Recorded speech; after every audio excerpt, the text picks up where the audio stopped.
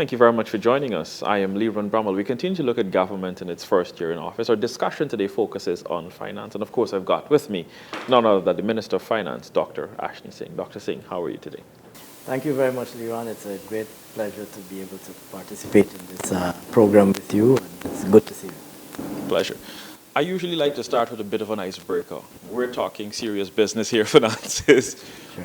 But, you came in and our discussion focuses a lot around restarting, re-energizing an economy in the period of a pandemic. Yeah. But as a human, from the human side of it, how have you been dealing with all of this work over the last year? Well, Leon, I mean, speaking, like you said, more from the human perspective, I've been in public service for all of my life, and I've always considered it an immense privilege to be of service. Unlike everybody else, no doubt, like you know, I like my work, I like what I do, I feel happy and fulfilled and satisfied when we get work done, when I get work done, and when the collective, the bigger collective, when we get work done. And so you're absolutely correct that it's been a very challenging period for us as a country. In fact, it's been a very challenging period globally with COVID-19 and so on. It's been a very challenging period for us in Guyana for COVID-19 and other reasons as well. And, by no means has it been, easy, speaking from a governmental standpoint, responding to these challenges. But it's also satisfying to know that we've been able to navigate the challenges of the recent period, and I think we are emerging and will emerge stronger for it. So it's, notwithstanding the challenges of the period, it is, as always, a great pleasure and a great privilege for me to be of service in any way that I can. Good to know that, and I wish you the best. Thank you very much. Because I know what it is to be up long hours, late nights working in the service to your country.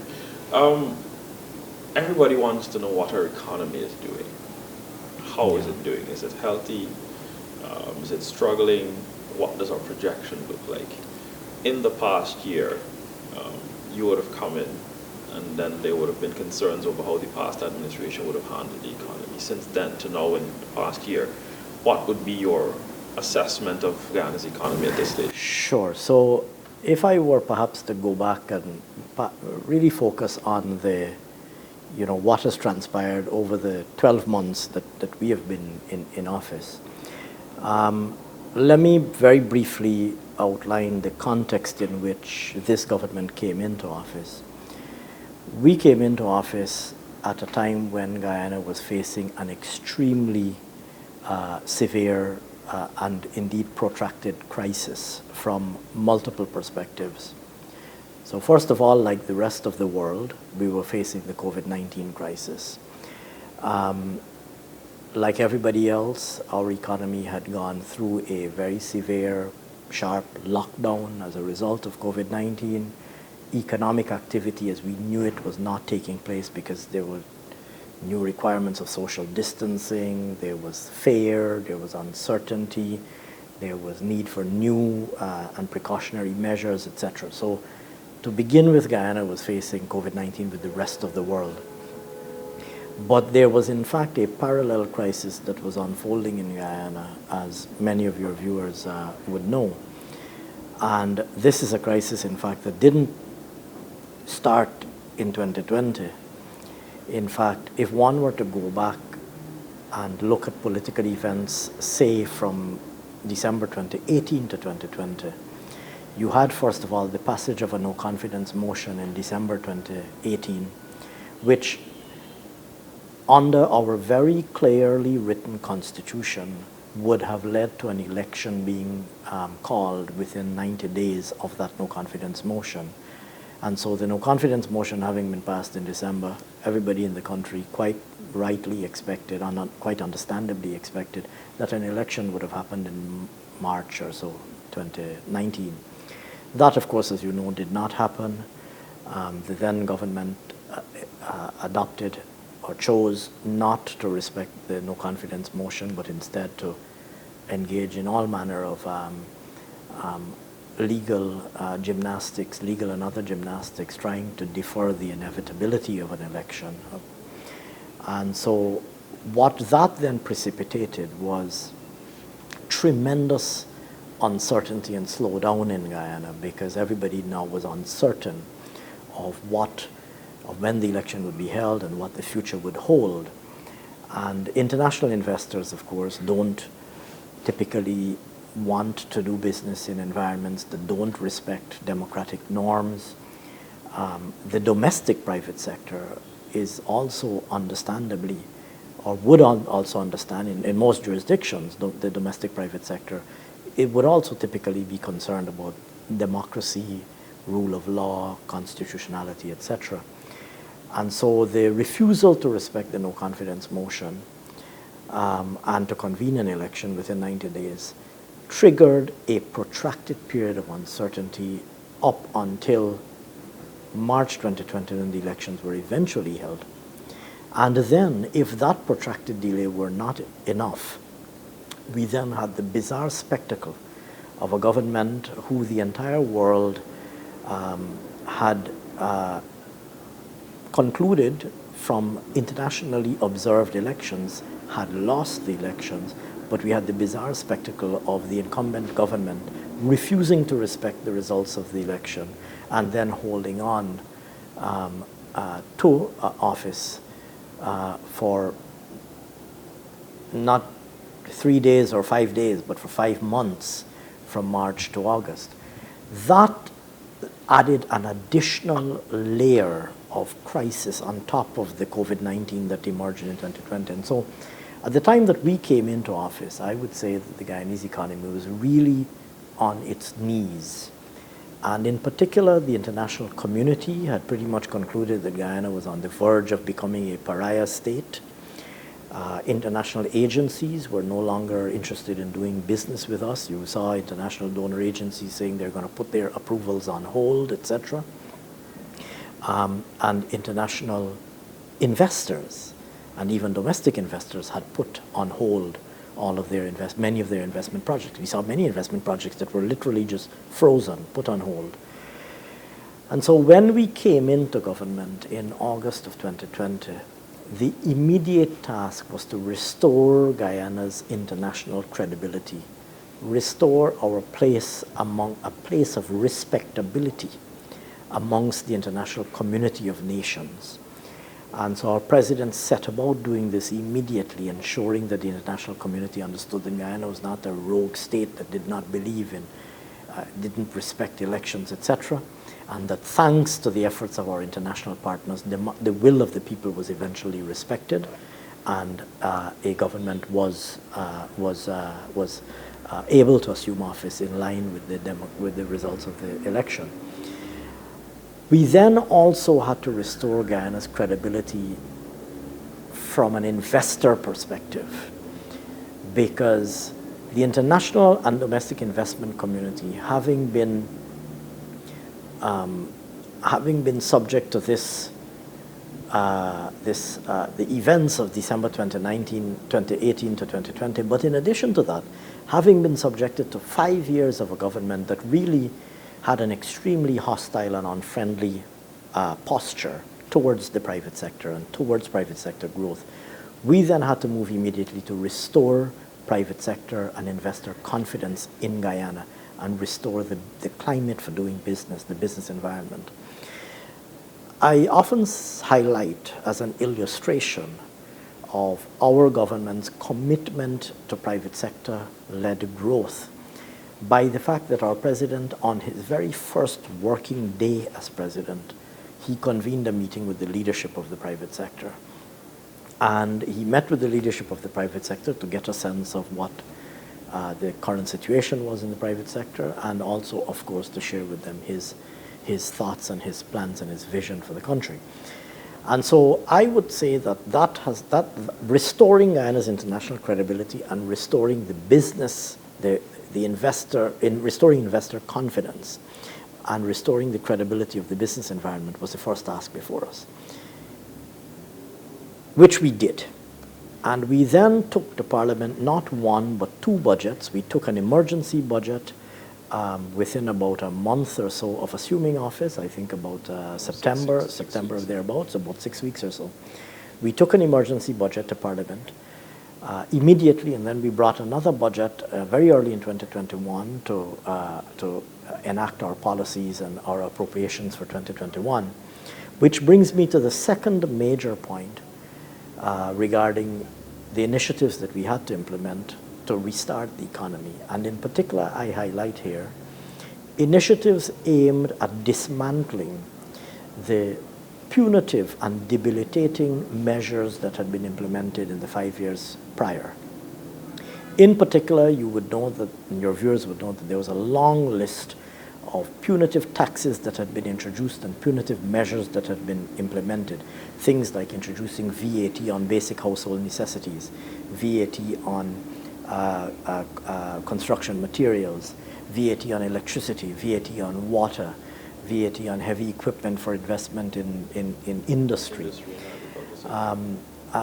And so a removal of the subsidy on water and electricity to the elderly, removal of the grants to school-aged children.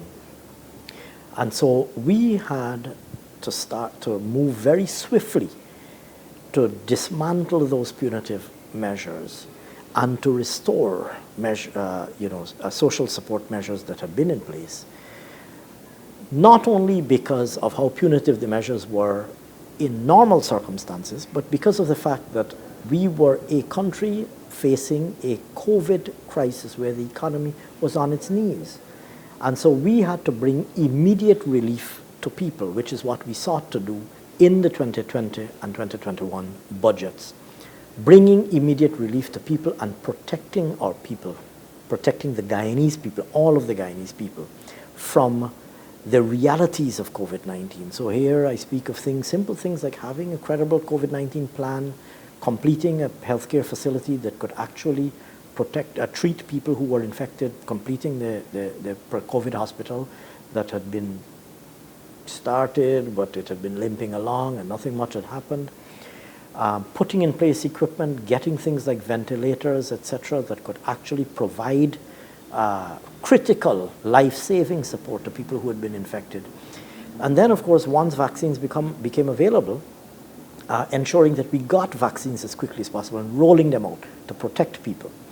So protecting the people of Guyana from the realities of COVID-19 and restoring some measure of critical support to households in Guyana, including the implementation of the COVID-19 cash grant, which provided very critical liquidity support to households, and thousands of households were not in work because of what was going on in Guyana.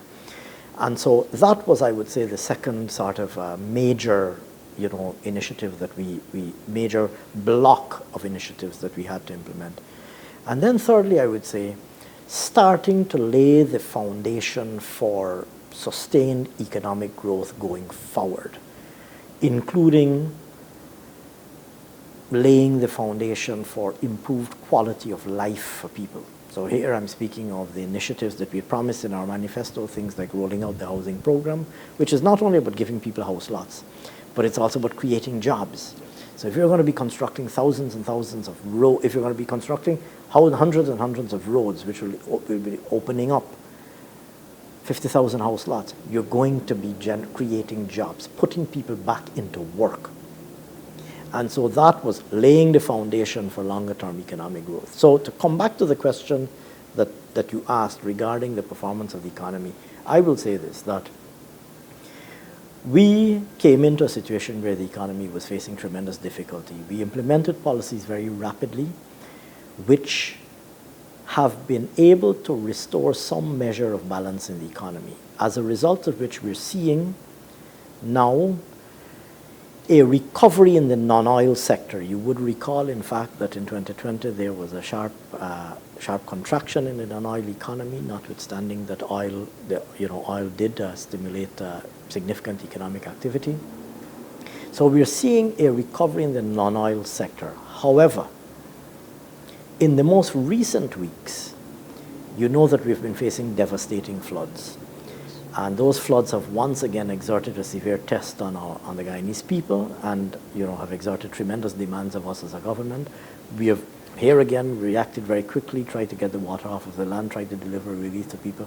But it's unavoidable that the floods will also have a very severe impact on economic performance. So I guess the short answer to, after my preamble, the short answer is that we have laid the foundation for an economic recovery after the very challenging 5 years of APNU AFC government, and in particular after the very challenging period from December 2018 to 2020. And after the extremely challenging year that 2020 was, our two budgets in 2020 and 2021 laid the foundation for a recovery in the economy, but that's going to be tempered by the most recent development of the floods. You have that assessment, and based also on projections from other international agencies on what Ghana is doing, or what Ghana has been doing. I know you've been meeting with these aid agencies, with other agencies to talk about where Ghana wants to go and leading the development in the Caribbean, moving from here. What has been the response from those agencies, countries? And of course we're a big part of CARICOM as well, and we're trying to be the lead in CARICOM as well as the go-to country for everything from agriculture, also going into our energy sector, and as well we've got lands to open as well. What has been the response from these agencies and countries to government's plan over the last year? Absolutely overwhelming. Absolutely overwhelming, I must tell you, Liran. And all of the groups that you have mentioned, and I will deal with each of them. The international community has moved from a point where in April 2020, they were thinking that Guyana was a dreadful basket case, that we were a tin pot dictatorship in April 2020. When they saw what was happening in Guyana, there was the fear that Guyana, under the APNU AFC, was a tin pot dictatorship. With the restoration of democracy and the economic policies that we've put in place, we have seen a complete turnaround, and there is tremendous optimism and enthusiasm about Guyana and Guyana's future. In fact, all of the international institutions recognize that once again, with the right government in place, with a government that's committed to economic growth, that a government that's committed to development and betterment to all of the people of the country, that this is a country with which the international community should be doing business. And all of the international agencies have taken that position and are enthusiastic and optimistic about Guyana. Your viewers would know that only recently we had a visit from the president of the CDB. And the president of the CDB was extremely pleased and impressed with what he saw in Guyana. I think, in fact, I believe you did an interview with him, if I remember correctly. He was very optimistic and excited about what he saw in Guyana and about the prospects that Guyana has going forward. But the CDB is only one example. Every single international agency. I just did a call literally before us sitting down. I just came off of a call with the head of another major hemispheric institution, and here again, the head of that institution was extremely optimistic and very, very, very excited about the prospects that Guyana has going forward. Equally so, our bilateral partners, both the major bilaterals, the United States, Canada, the United Kingdom, all of our major bilateral partners are extremely positive and optimistic about what they see in Guyana and the direction in which Guyana is going, but also our brothers and sisters in CARICOM, our fellow CARICOM member states. You quite rightly say, I say that Guyana is the capital of CARICOM because of the CARICOM Secretariat being here. And in all of our engagements with our fellow CARICOM member states, our counterparts across the region, there's a tremendous recognition that Guyana has extremely bright economic prospects, and that there are economic opportunities there are brighter economic opportunities in Guyana today than there have ever been in our country's history, and there are brighter economic prospects in Guyana right now than there probably are anywhere else in the region. And that's an extremely positive thing too. And even amongst the investor community, there's both international investor community and the domestic private sector, there's a tremendous optimism and very positive outlook going forward. It really is an incredibly exciting time. I emphasize that we mustn't be under any illusions about the challenges. We still have challenges like climate change and so on, which are a reality that we must be cognizant of. But Guyana's prospects have never been as bright as they are today. Minister, I understand the prospects and everything going. Before we spoke a little while ago, you made mention of course, the pandemic and then the floods that affected us in May. Government went back to the Parliament and asked for another $10 billion to aid flood recovery efforts and immediate relief recovery efforts, and then of course, how do we get these sectors, the farming sectors and regular residents who've lost house, furniture, household items, and of course cash crops as well as livestock. Government, when they asked for $10 billion to help in this recovery, did that put a strain on our economy, or were we able to buffer and deal with that? And how then do we reposition, or how did we reposition our spending, our finances going forward? I'm glad that you asked that, because look, the reality is that there are many competing demands on finite resources. I mean, government raises revenue primarily through taxes. We also, of course, get some amount of external financing through grants and loans, but the primary source of financing for our budget is domestic revenue, taxes. And there's a finite pool of resources that's available to support all of the interventions that we would like to implement. So you're absolutely correct that it's never easy to mobilize an amount as large as $10 billion. I mean, that's a very substantial amount of resources. And oftentimes it requires very hard short-term decisions, including decisions related to reprioritizing or trying to rearrange things in the budget to see how we can accommodate these special initiatives such as this without causing too much dislocation. Recognizing the emergency of the situation, we were able to reposition ourselves to be able to mobilize an additional $10 billion to finance the flood relief interventions. But it's by no means easy to mobilize $10 billion additional dollars to implement expenditure. Having said that, for us the most critical thing is, in this setting, the most critical thing for us was and is making sure that people are safe. That is to say, making sure the water has been removed from their homes, ensuring that people are protected from waterborne diseases, and then thirdly, trying to support people to get back up on their feet regarding, particularly with respect to productive activity. It's truly tragic what these floods did to productive activity, and in particular to agriculture. And I've said elsewhere that sometimes the severity of the 2021 floods is not as fully appreciated as, say, the severity of the 2005 floods. And part of the reason for that is because 2005 affected the city of Georgetown and its environs.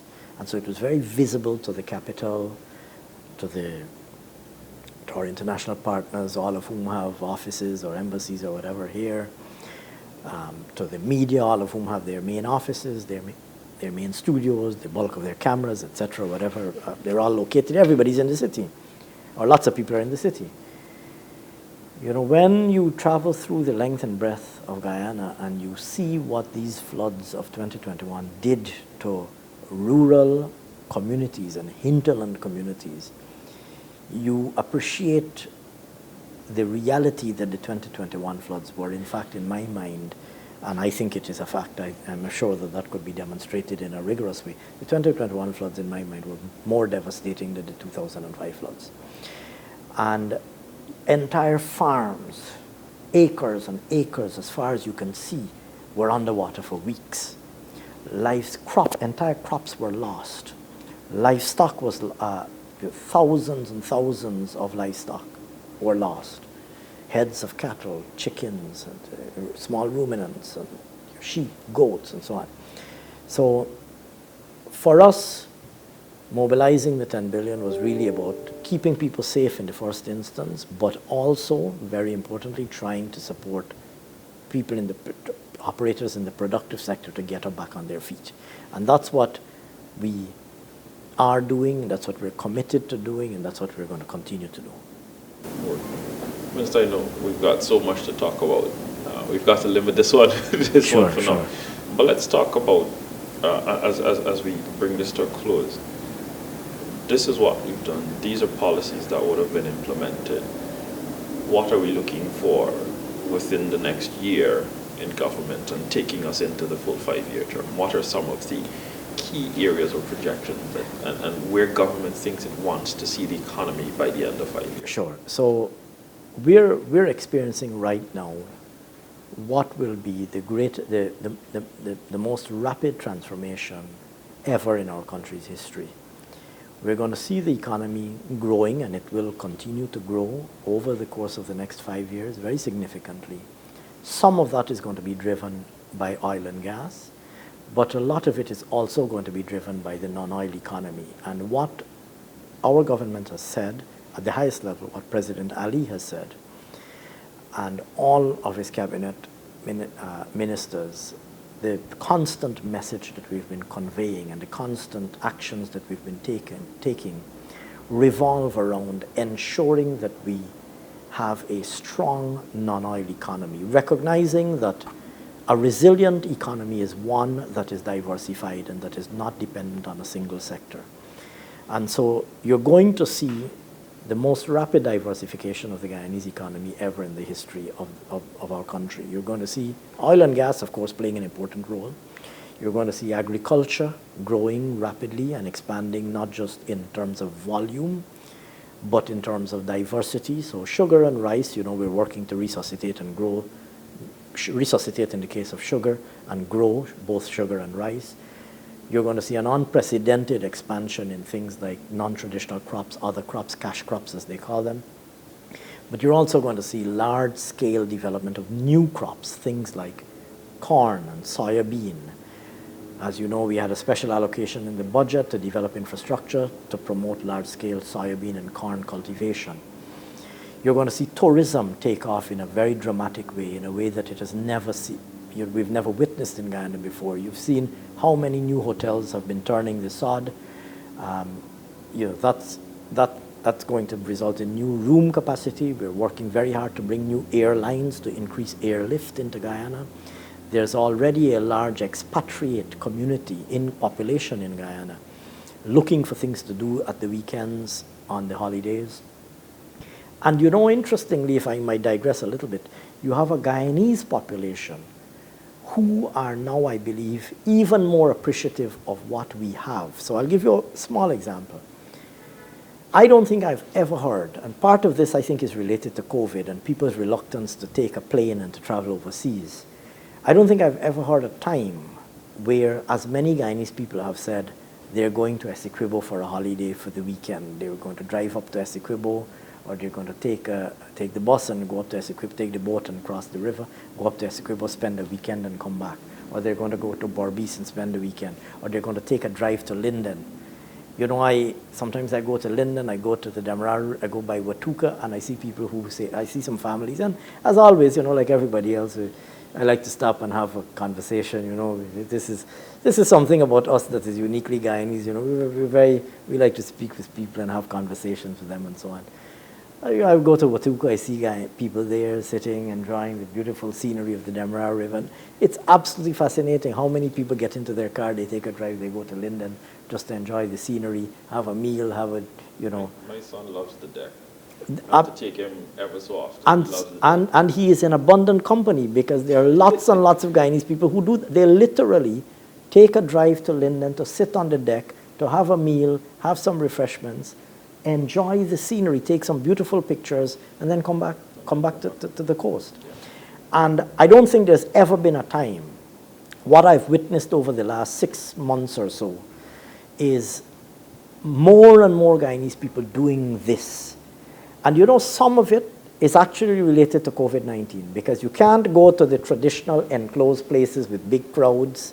You can't go to the traditional, you know, you do the traditional activities. So people increasingly have been trying to find things to do with their families and their friends. You know, they take a drive, they go up to 𝐎𝐍𝐄, they go to wherever, you know, wherever it is, if they're going to Lake Mainstay, you know, or you know, some such location, they drive up to Berbice to go to 63 Beach, they go up to Linden to Watuka.